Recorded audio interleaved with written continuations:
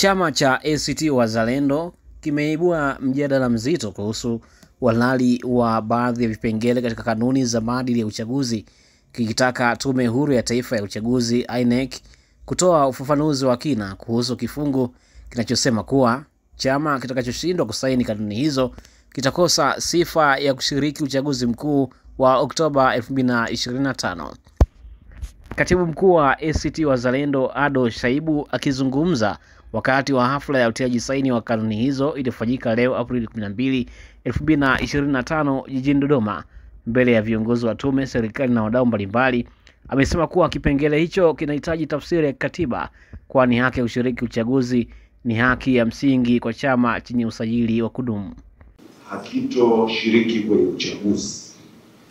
Kujenga hoja tunahitaji ufafanuzi wote tushibe vizuri, kwa sababu ACT Wazalendo tuliwasilisha maoni kwamba haki ya chama kushiriki kwenye uchaguzi ni ya kikatiba, imejengwa katika msingi wa kikatiba, na kwamba kusaini huwe ni commitment tu peke yake na sio kukiondolea chama haki ya kushiriki katika uchaguzi. Kwa hiyo hilo tungependa ufafanuzi wake. Jingine ni la wapiga kura kuondoka katika vituo vya kupiga kura.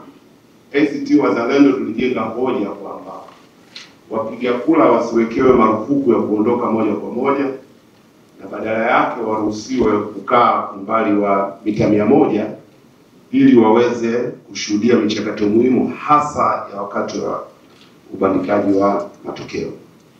Na jambo la tatu, juu ya katazo la matumizi ya simu, ACT Wazalendo tulijenga hoja kwamba mawakala waruhusiwe kuingia na simu zao kwa ajili ya kurahisisha mawasiliano. Na sisi ACT Wazalendo tulifanya uchambuzi wa maeneo 20 ambayo tuliona ni vizuri yafanyiwe maboresho, na leo licha ya kwamba mjadala ulikuwa mfupi, tumeyasisitiza baadhi ya maeneo hayo, na Tume Huru ya Taifa ya Uchaguzi imesema imeachukua na itatoa ufafanuzi kimaandishi. Kwanza ni kifungu ambacho kinasema kama chama cha siasa hakitoshiriki katika kusaini, basi kitakuwa kimepoteza haki ya kushiriki katika uchaguzi mkuu.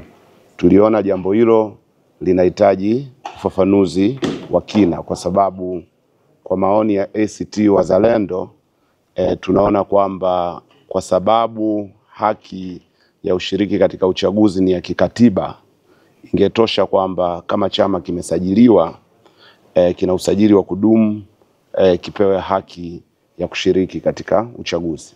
La pili ni suala la haki ya mawakala katika vituo vya kupiga kura, masuala yanayohusu ndani ya kituo, wakala anaingiaje, anatambulishwaje, na haki ya kupewa nakala ya matokeo. Tumesema mambo haya yangepaswa kuweka vizuri katika kanuni. Lakini la tatu, tumesema juu ya wajibu wa vyombo vya ulinzi na usalama, kwamba ingewekwa vizuri kwamba vyombo hivi vizingatie haki katika kutekeleza wajibu wao pamoja na weledi. Na jambo la tatu ambalo tumelijengea hoja ni juu ya umuhimu wa kuweka sawa baadhi ya maeneo. Kwa mfano, adhabu ambazo zinaweza zikatolewa na kamati ya maadili, kusimamishwa kampeni, ni vizuri pawe na limitation, isiachwe hivi hivi, kwa sababu unaweza ukazuiwa kampeni kwa muda mrefu sana. Kwa hiyo haya pamoja na mambo mengine kwa ajili ya muda tumeyafanyia uchambuzi ambao tunaweza kushare ya maeneo ambayo yana mapungufu, kuona itakwendaje.